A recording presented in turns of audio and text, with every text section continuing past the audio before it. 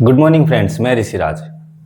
जो मेरा कल एक क्वेश्चन रह गया था जिसके अंदर अपन ने ए पार्ट तो कर लिया था, जिसका और वाला अपन ने किया नहीं था, तो वो क्वेश्चन अभी अपन कर लेते हैं।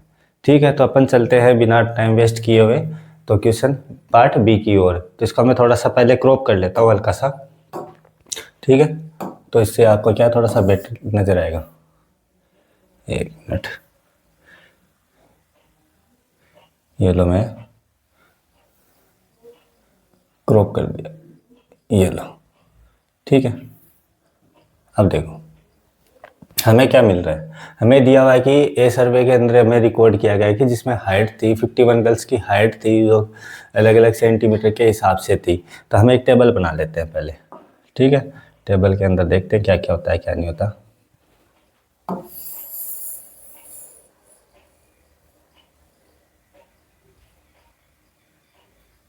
ठीक है,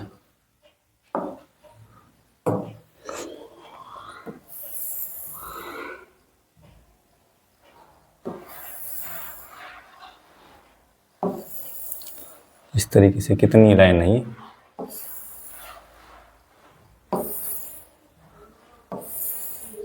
हो जाएगी, कोई एक एक्स्ट्रा कर देंगे और क्या। कितनी हो गई, कितनी, 6 है क्या, ये लो 6 हो गई। 1 2 3 4 5। ठीक है, हाइट यहाँ पर हाइट हो जाएगी सेंटीमीटर में। ठीक है, हमें पता होना चाहिए कि पहले इसको क्लास इंटरवल लेंगे। ठीक है, ये हमें दे रखा है, यही क्या चीज़ है। एक तरीके से सी एफ का काम तो कौन करेगा, यही करेगा। सी एफ का काम यही करेगा, नंबर ऑफ गर्ल्स, है ना, ये सी एफ का काम करेगा। ठीक है, अब लेस देन और ये है ना, इनको थोड़ा सा अपन सेट कर लेते हैं। जैसे मैं एक बात देखो, जैसे ये 10 है और ये 10 20 है। अब लेस देन 10 से होगा कि 20 से होगा। अब आपको ये इतना सा खुद को पता होना चाहिए कि लेस देन तो केवल 20 से हो सकता है, अगर अबव होता तो इससे होता। ठीक है, लेस देन तो किससे होगा, 20 से होगा। तो ये जो भी टर्म दे रखी है ये इस साइड वाली दे रखी है। ठीक, तो इसको मैं हटा देता हूँ। ये दे रखी है हमें 140 145 और 150 160, सॉरी 155, एक मिनट, 155 160 एंड 165। सभी में गैप है 5 5 का, तो ये हो जाएगा कितना, 160 155 150 145 140। यहाँ पर क्या हो जाएगा, लेस देन कर दो चाहे। ठीक है, लेस देन कर दो। अब जो भी है सामने ये वाला फ्रीक्वेंसी का काम करेगा, तो यहाँ पर तो आ जाएगा 4। 11 में से 4 गया, कितना बच गया, 7। 29 में से 11 गया, कितना बच गया, 18, यही बचा। और यहाँ से ये गया, कितना बचा, 11। यहाँ से गया 6, यहाँ से गया 5, यही बच गया। सबसे कम करते चल दे। ठीक, देख लो, वापस से चेक कर लेता हूँ। 4 का 4, 11 में से गया 7, 4, तो ये हो गया। ऐसे चेक कर लो ना, ये कितना हुआ, 11 11 और 29 29 और 11 40 और 46। ठीक है, हो गया काम। ये फ्रीक्वेंसी का काम करेगा और ये सी एफ का काम करेगा। अब हमें क्या चाहिए, हमें चाहिए मीडियन। मीडियन फाइंड करनी है हमें, मीडियन फाइंड करनी है। मीडियन क्या होता है, मीडियन का फॉर्मूला क्या होता है, पहले तो वो देखो, L प्लस N/2, कहीं सी एफ लिखते हैं कभी सी लिखते हैं, multiply F I multiply H. अब हमें पता होना चाहिए कि कौन सी क्या क्या चीज़ है। एन का मतलब ये रहा 51, एन कितना है 51। तो मैं यहाँ साइड के अंदर लिख रहा हूँ एन कितना है अपना पास में 51। तो N/2 कितना हुआ, 51/2 कितना हुआ, 25.5। ठीक है, दूसरा एल ये आया। अब 25.5 से बड़ा कौन नजर आ रहा है, ये वाली रो, ये वाली रो। चलो मैं इसको अलग कलर से कर देता हूँ थोड़ा सा। ये वाली रो नजर आ रही है हमें, इससे बड़ी वाली। ठीक है, अब देखो, अब इसके अंदर एल का काम कौन करेगा, 145। क्या करेगा, एल का काम कौन करेगा, 145। और एफ का काम कौन करेगा, यही वाला 18। एफ का काम कौन करेगा 18, सी एफ का काम कौन करेगा, जस्ट इसके ऊपर होता है वो वाला, तो सी एफ का काम कौन कर रहा है 11, बच गया कौन एच, एच का कॉमन डिफरेंस कितना चल रहा है, ये चल रहा है आपके पास में 5 का, फॉर्मूले में वैल्यू पुट करो और आंसर दो, इतना सा काम बचा है। क्या हो गया, ठीक है, तो देखो एल, एल है कितना अपने पास में, एल आया है अपने पास में 145 प्लस एन बाई 2 कितना आया है 25.5, ये कितना है 11 ऊपर है, एफ आई कितना है 18, एच कितना है 5, 145 प्लस सब्ट्रैक्ट किया कितना आया, ये 25 में से 11 सब्ट्रैक्ट किया तो 14, 14.5 पॉइंट अपॉन में 18 मतलब मल्टीप्लाई बाई 5, यही हुआ। कट रहा है तो काट दो, कट क्या रहा है नहीं कट रहा, नहीं कट रहा तो कोई बात नहीं, तो ये कितना हो जाएगा 145 पॉइंट, इनको मल्टीप्लाई कर दो, ये होगा 25, 20 और कितना हुआ 72 अपॉन में 18, डिवाइड देंगे कितना आएगा 4.03, तो कितना हो गया 149.03, केवल इतना सा आंसर था जो कल अपना थोड़ा सा रह गया था। जो आई होप कि ये आराम से समझ में आ गया होगा। तो नेक्स्ट क्वेश्चन की ओर अपन मूव ऑन करते हैं, जो अपना ई पार्ट है। ई पार्ट में जो भी क्वेश्चन आएंगे वो 4 मार्क्स के होंगे और केस बेस स्टडी है, केस बेस स्टडी है, तो इस क्वेश्चन को अपन मेन तो यही मानते हैं, क्योंकि बाकी तो अपने लगभग क्वेश्चन लास्ट ईयर के हिसाब से जब मैंने देखा था कि वो लगभग क्वेश्चन अपने बुक से पढ़ गए थे, और नहीं भी पढ़े तो वो एकदम ईजी थे, स्टैंडर्ड का तो था। अब इसमें क्या है कि ये केस बेस स्टडी है, ये थोड़ा सा आपको थोड़ा सा अलग नज़र आएगा, लेकिन आती भी ईजी है, लगभग केस रहता है कि एपी में से ही आपको मिलेगी। देखो, in a class the teacher asked every students the write an AP two boys, एक तो आर्यन है और एक कौन है, आर्यन के लिए मैं ए ले लूँगा, एपी में ए, इसकी एपी किसकी है आर्यन की, ए ले ली मैंने, ठीक है, क्या है -5 -2 1 और 4, और दूसरी एपी क्या है, एपी किसकी है रोहन की, तो मैं इसको आर लिख देता हूँ, एपी किसकी रोहन की, कितनी है 187 184 181, ठीक है, ये एपी है। फिर उनको देखा आस्क ने, तो find the sum fail the student of the find the answer of the following, यानी कि अपन को आंसर देना है फर्स्ट का, फर्स्ट क्या लिखा हुआ है, find the sum of the common difference of two progression, यानी कि जो अपने पास में दो एपी है उनकी जो अपने पास में कॉमन डिफरेंस आएगा उनको क्या करना है, सम करना है, ठीक है, चलो देखते हैं। डी ए, डी किसके लिए ले रहा हूँ, ये आर्यन के लिए, तो क्या होगा A2 माइनस A1, तो माइनस का 2 माइनस -5, यही हुआ, कितना है माइनस का 2 प्लस 5 कितना हुआ 3, ठीक है। दूसरा रोहन के लिए, रोशन नहीं, ठीक है, रोशन के लिए क्या करेंगे, A2 माइनस A1, यही होगा, तो 184 माइनस 187 कितना आया माइनस का 3, हमें क्या चाहिए सम, क्या चाहिए सम,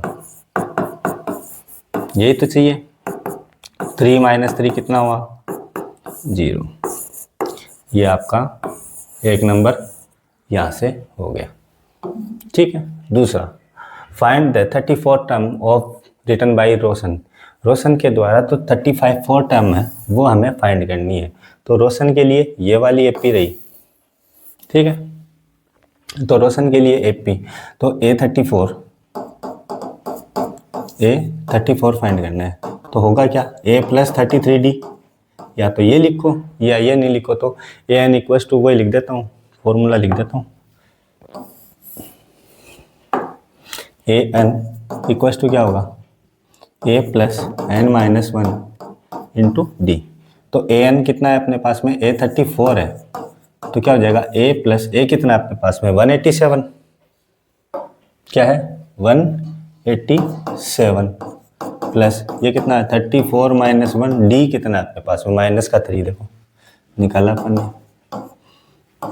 तो 187 प्लस 33 मल्टीप्लाई माइनस का 3, तो 187 मल्टीप्लाई करेंगे तो माइनस का कितना हुआ 99, सब्ट्रैक्ट करेंगे तो कितना आएगा 8, यहाँ से तो 8 हो गया और 17 में से 9 गए तो कितने आ गए 6।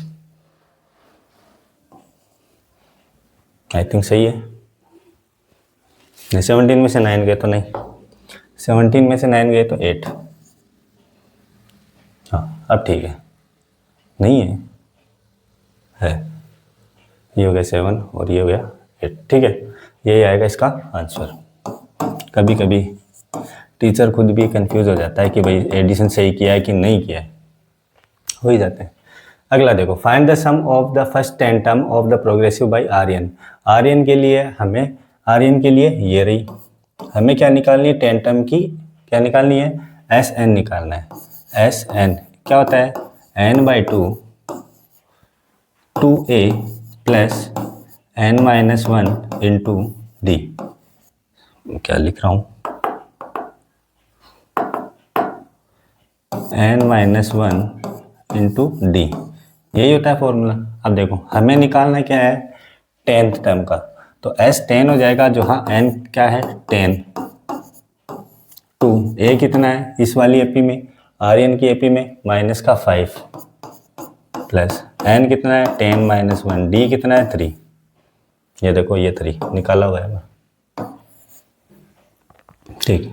तो ये कितना हुआ 5 कट गया, यहाँ से कितना हुआ माइनस का 10 प्लस यहाँ से कितना हुआ 9 × 3, ये कितना हुआ माइनस का 10 प्लस का 27, कितना आया 5 मल्टीप्लाई यहाँ से कितना था 17, तो कितना आया 85।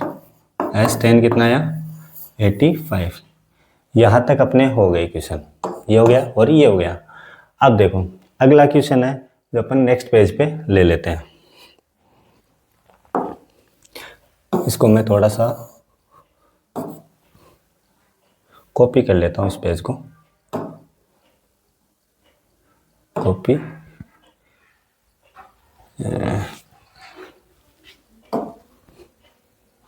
पहले तो इसको एक पेज इनबिल्ट करना पड़ेगा, पेज इनबिल्ट करना पड़ेगा, तो पेज यहाँ पर जोड़ देते हैं, ठीक है।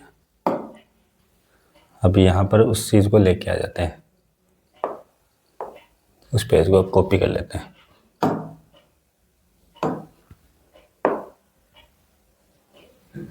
ये कैसे आ गया,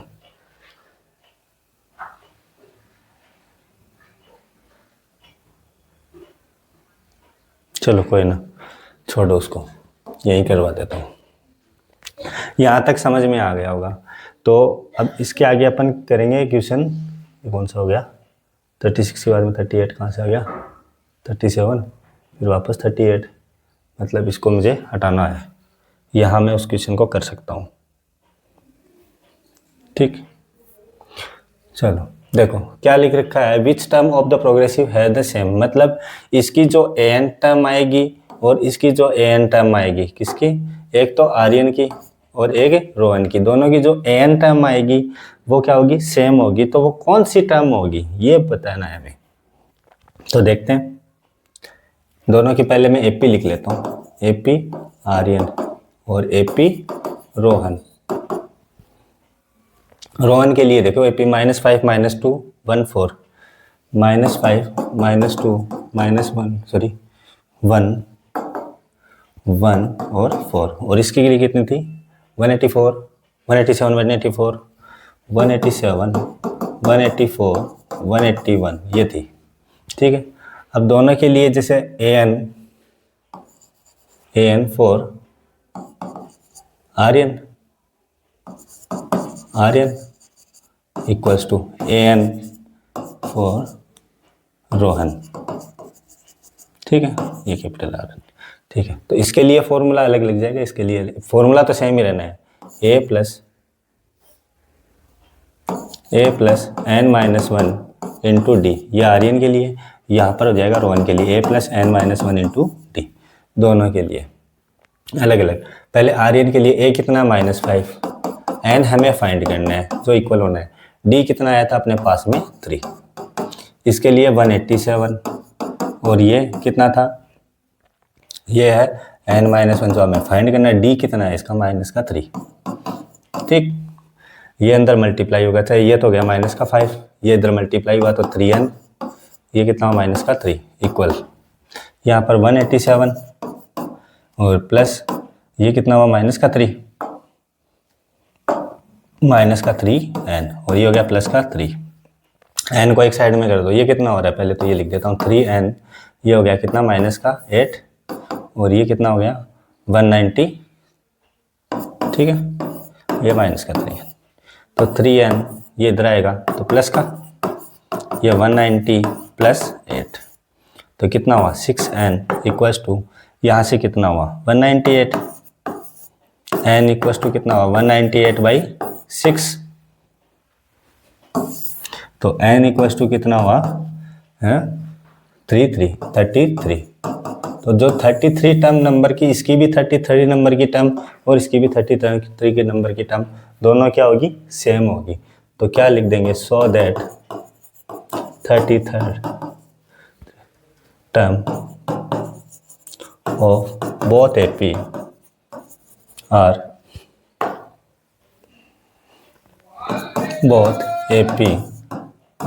इक्वल, क्या हो जाएगी इक्वल। तो अपन कितने हो गए 36 हो गया, 2 क्वेश्चन और बचे अपने। तो क्वेश्चन देखते हैं, क्वेश्चन नंबर 37 क्वेश्चन क्या कह रहा है, 37 क्वेश्चन कह रहा है a group of class 10 goes picnic during the winter holiday. Winter holiday के अंदर पिकनिक के अंदर गए। The position of the 3 friends Aman, Kartik and Chahat. ठीक है, 3 कैंडिडेट थे, तो मैं इनको जैसे शॉर्ट में लिख देता हूँ। जैसे ये मान लो, मैं वापस इस तरीके से लिख देता हूँ। ये एक लाइन बनाई मैंने, यहाँ पे P था, यहाँ पे Q है और यहाँ पर R है। ठीक है, 3 फ्रेंड है। पहला क्या नाम है अमन, अमन का A लिख देता हूँ मैं। ठीक है, अमन, यहाँ पर Q का मतलब यहाँ पर क्या लिखा हुआ दूसरा कार्तिक, तो ये लो कार्तिक के लगा दिया मैंने। R, और R कौन है, चाहत, यहाँ पर लिख दिया मैंने C। ठीक है, अब इनके पहले तो कोऑर्डिनेट देखो क्या क्या है, ये 2 5, P के लिए कितना 2 5, 2 5, Q के लिए कितना है 4 4, R के लिए कितना है कोऑर्डिनेट 8 3। अब जो भी पूछ रहा है वो देखते हैं। फर्स्ट वाला क्या पूछ रहा है, find the distance between P Q। Distance find करनी है P and R, distance for P R find करनी है। फॉर्मूला क्या होता है, under root x2 minus x1 का whole square plus y2 minus y1 का whole square, under root 8 minus 2 8 होगा, प्लस यहाँ पर कितना 3 माइनस 5, यही हुआ। ये कितना आएगा, यहाँ पर हो गया 6 का स्क्वायर, प्लस यहाँ पर कितना हुआ -2 का स्क्वायर, कितना हुआ 36 + 4 कितना आया अंडर रूट 40। डिस्टेंस तो कितनी आई 40 का कितना होगा 40 का हो जाएगा अपने पास में 4 √10 यूनिट लगाना मत भूलना, वरना नंबर काट लेगा। अगर किसी के फुल मार्क्स भी आ रहे हो ना तो भी ये काट लेगा। Is Q the mid point of PR, justify finding mid point of PR। ये बोल रहा है कि जो अपने पास में दे रखा है Q पॉइंट वो मिड पॉइंट है, ये बताना है। मिड पॉइंट होगा तो ये मिड पॉइंट के फॉर्मूले से अपन निकाल सकते हैं, लेकिन अपने पास में कोऑर्डिनेट दे रखे हैं, क्योंकि कितने दे रखे हैं 4 और 4 QR। तो मिड पॉइंट ऑफ PR क्या हो जाएगा x1 + x2 अपॉन में 2 और y1 + y2 अपॉन में 2, यही होगा मिड पॉइंट। देखते हैं क्या आता है, बस इसके तरीके से आना चाहिए। मैं तो 4 और 2 + 8 अपॉन में 2 और यहाँ पर कितना हो जाएगा 5 + 3 अपॉन में 2, कितना हुआ 10/2, यहाँ पर कितना हुआ 8/2, यही हुआ। कितना आया 5 और 4। कोऑर्डिनेट है क्या कोऑर्डिनेट हमें नजर क्या आ रहा है 4 4, तो क्या लिख देंगे, so that Q is not a midpoint of PR, PR का मिड पॉइंट नहीं है। ठीक है, अगला देखो, find the point on x axis which equal distance from P and Q। X axis पर हमें कोई एक ऐसा पॉइंट बताना है जो इक्वल डिस्टेंस के ऊपर हो, किसके, P और एंड Q के ऊपर। देखते हैं, एक पेज ऐड करना पड़ेगा, ये लो ऐड कर दिया। ठीक है, वहाँ पर हमें थोड़ा सा पेस्ट भी करना होगा, पेस्ट तो कर लेंगे, चलो कोई ना, पीछे से लेके आ जाते हैं पेस्ट। तो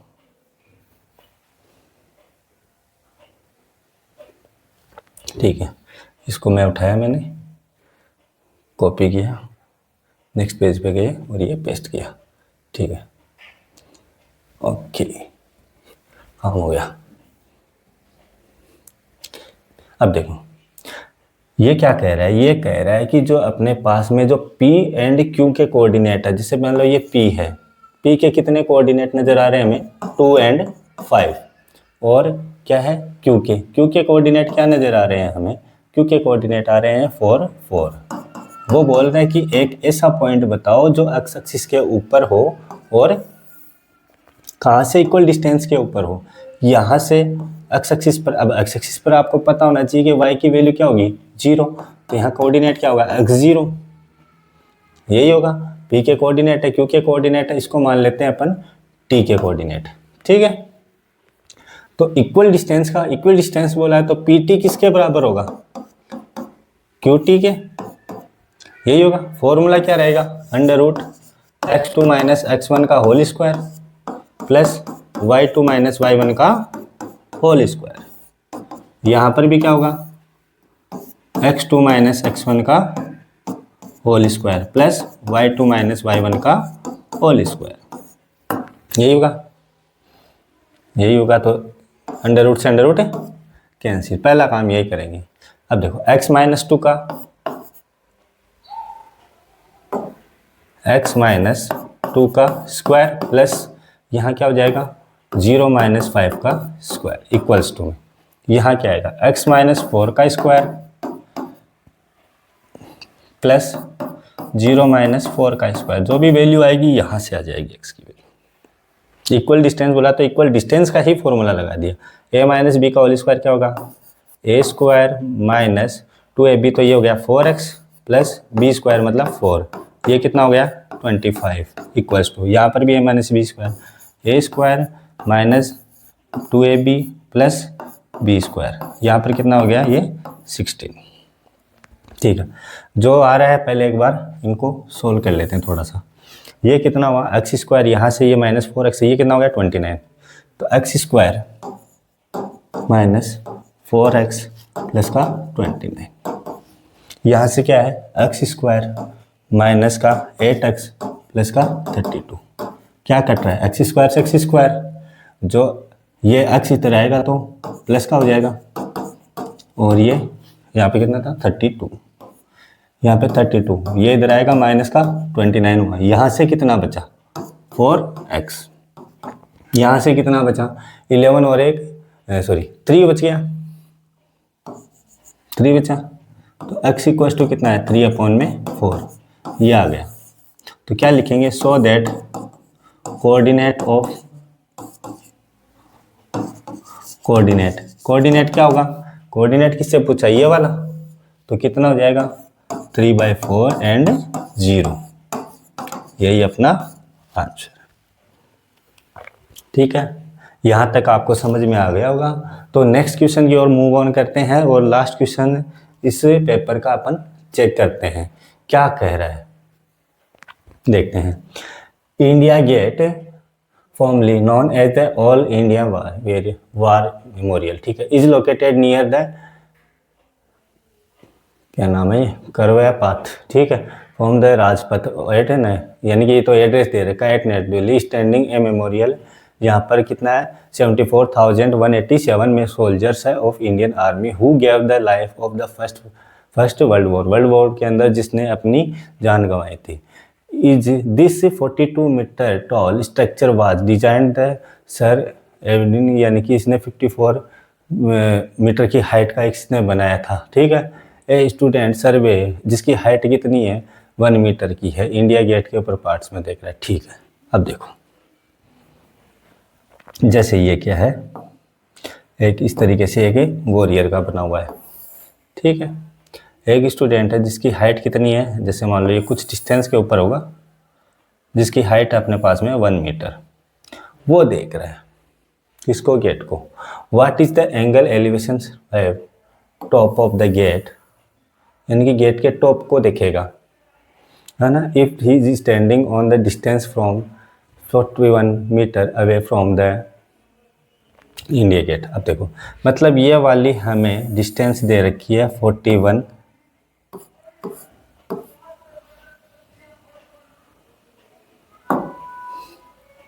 ये दे रखी है हमें 41 मीटर, और ये पूरी डिस्टेंस दे रखी है हमें 42, पूरी हाइट दे रखी है 42 मीटर। कितनी दे रखी है 42 मीटर। अब एक बात बताओ, यहाँ से आंखों से देखेगा कोई कैंडिडेट, तो यहाँ से ये 1 मीटर उसकी हाइट थी, तो ये एंगल हमें पूछा गया है कि किस एंगल से वो देखेगा। ठीक है, तो ये भी कितना हुआ, ये भी 1 मीटर ही तो हुआ, तो इसको नाम दे देते हैं ABCDE। अब आपको ये पता होना चाहिए कि भाई ये परपेंडिकुलर ही तो होगा, यानी कि BC किसके बराबर है, ED के बराबर है, वो कितना है 1 मीटर, और AB कितना होगा AC माइनस BC, तो कितना हुआ 42 माइनस 1 इक्वल्स टू में 41 मीटर। एंगल पूछा गया है हमें, एंगल बता देंगे भाई, ये तो भाई थीटा के लिए ये परपेंडिकुलर का काम करेगा, और ये किसका काम करेगा, बेस का काम करेगा। तो परपेंडिकुलर अपॉन बेस किस में बताएगा, tan रिलेशन में बताएगा। तो इन ट्राइंगल ABE, भाई इस ट्राइंगल में देखो ABE, तो इन दोनों में रिलेशन कौन बताएगा, tan, तो tan थीटा इक्वल्स टू क्या लिखेंगे, AB अपॉन में BE, tan theta equals to, दोनों ही कितना है 41 और 41, तो कितना आया 1 आ गया। अब देखो tan में 1 किसकी वैल्यू होती है, tan होती है tan 45 की, tan theta equals to tan 45 degree, तो थीटा इक्वल्स टू कितना है 45 डिग्री, और ये अपना क्वेश्चन हो गया। ठीक है, छोटा सा था। उसके बाद में डायग्राम यही काम में आना है। आगे देखो, if Shreya observe the angle of the elevation from the eyes, है ना, to top of the gate, gate के टॉप पे देखिए to be obtain is 60 degree, मतलब वो यहाँ से देखा तो गेट के यहाँ से 60 डिग्री देख रहा है, वो देख रही है। ठीक है, then how far to standing from the base, यानी कि वो कितने दूरी के ऊपर जाके खड़ी हुई है। ठीक है, मतलब ये डायग्राम है, डायग्राम तो ये रहना है। मैं नेक्स्ट पेज पे इसको ले जा, वरना यहीं बना देते इसको, सेकंड वाला तो ये रहेगा सेकंड वाला। अगर मैं ये कह रहा है कि इस तरीके से डायग्राम है एक और, चलो अगले पेज पे इसको कर लेते हैं, अगले पेज पे इसको सॉल्व करते हैं। इस तरीके से डायग्राम ये कह रहा है कि है ना, यहाँ पर ये 60 डिग्री हो रहा है और ये तो 41 ही मीटर है, क्योंकि 1 मीटर तो इसको हट गया, तो वो कितनी दूर जाके खड़ी हुई है, यहाँ से लेके यहाँ तक है, ये बात है, ये तो कह रही होगी। देखो, Shreya observe the angle of the elevation top of the gate is 60 degree. ठीक है, how far the standing of the to the gate, gate से कितनी दूरी पे जाके खड़ी हुई है, सेम है, पहले कितना था 30 डिग्री।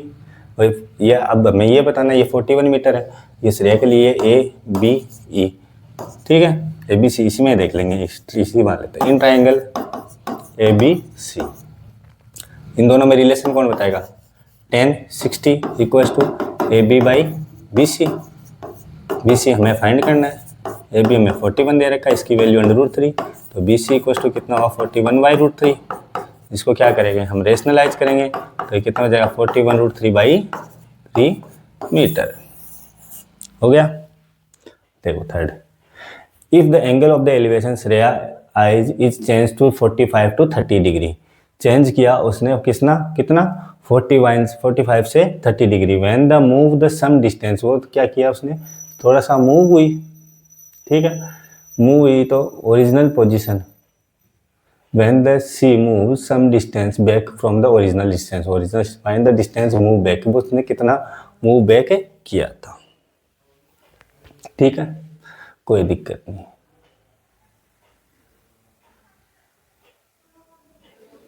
ठीक है, जैसे यही है, इस तरीके से एक और डायग्राम बना लेते हैं थर्ड के लिए। थर्ड के लिए मैं एक और डायग्राम बना देता हूँ, देखो।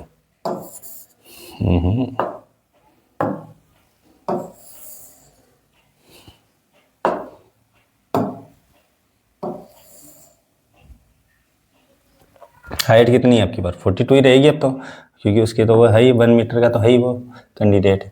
कितना है इसका 45 डिग्री से उसने 30 डिग्री गई है, वो कितना पीछे गई है, मतलब ये बताना है हमें।